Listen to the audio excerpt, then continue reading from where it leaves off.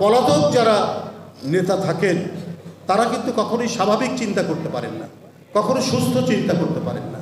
ওরা সব সময়ের জন্য ষড়যন্ত্র চক্রান্ত করতে থাকবে, নানা ধরনের দেশের অভ্যন্তরে সংঘাত করতে থাকবে। তাই আমরা বারবার ডক্টর ইউনূস সাহেবকে বলেছি, আমাদের দল থেকে বলা হয়েছে আপনারা দোসর যারা আছে তাদের ব্যাপারে সতর্ক থাকুন। কিন্তু আমরা কিছুটা পদক্ষেপ নিয়েছেন, কিন্তু সামগ্রিকভাবে তারা এটা করতে পারেন।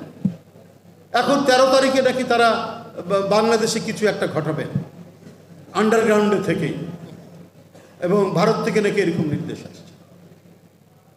তো এই যে কেন এই সাহস পাচ্ছে, সরকার আরও বেশি বলিষ্ঠ, সরকার আরও বেশি তেজোদ্দীপ্ত, সরকার আরও বেশি কর্মতৎপর হলে এই নাশকতার তো সুযোগ পেত না।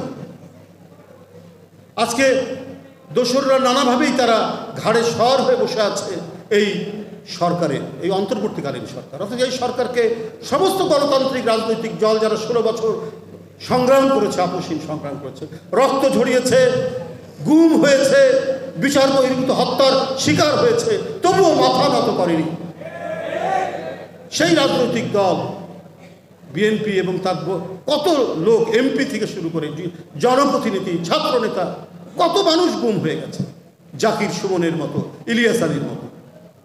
কিন্তু এই সরকার খুব ভালো একটা মনোযোগ দেয়নি।